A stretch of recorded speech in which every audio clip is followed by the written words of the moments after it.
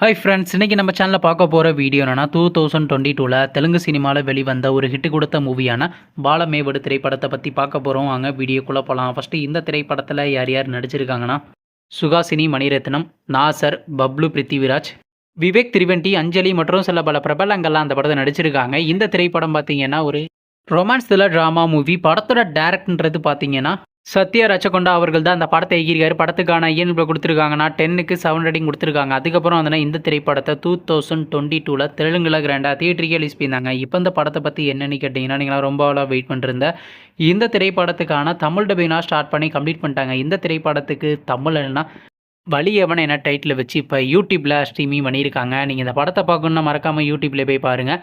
மற்றும் பப்ளு பிருத்திவிராஜ் அவர் நடித்து வெளிவந்த திரைப்படத்தில் உங்களுக்கு எந்த படம் ரொம்ப பிடிச்சிருந்துச்சுனோ, மேலும் இது போன்ற தமிழ் மற்றும் தமிழ் டப்பிங் சம்மந்தமான அப்டேட் வேணும்னா மறக்காம நம்ம சேனலையும் சப்ஸ்கிரைப் பண்ணிட்டு மேலே உள்ள பெல் ஐக்கானை கிளிக் கொடுத்தால் கொடுங்க. அப்போ தாங்க நாங்கள் போகிற ஒவ்வொரு வீடியோ உடனுக்குடன் நோட்டிஃபிகேஷனாக வரும்.